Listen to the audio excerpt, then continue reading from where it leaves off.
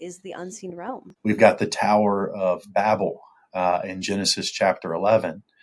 And so the Tower of Babel, what's going on there? Why is God upset that people made a tower? It's a tower built to the heavens, and at the top of it is a room where basically it's an invitation for the gods to come. People are essentially following after false gods that aren't Yahweh, and they're choosing to sin over time. This sort of creates a civilization where you've got people that are hostile to gods. God says, look, enough of this. I'm going to essentially distribute out over the earth people after Babel.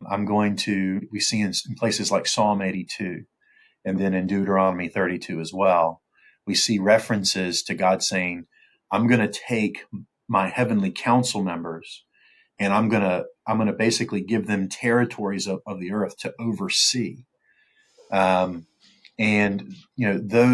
heavenly angels, those sons of God, will oversee these various territories.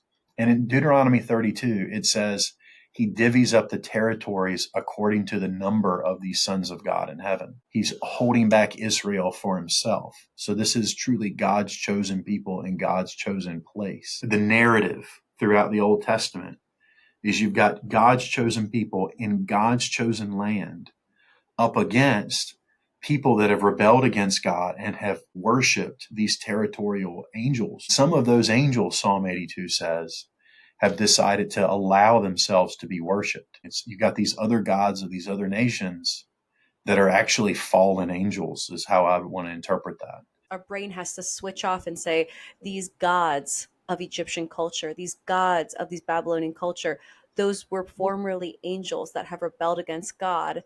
And now, as a Christian, if you are against God, you have a spiritual element that people can pray to, it can react towards, it has this interdimensional reaction that's possible. But technically, that's a demon. That was a previously former angel that has now rebelled against God. So that those gods of other cultures, that's just not another culture. That is not the gods that I worship. That is demons.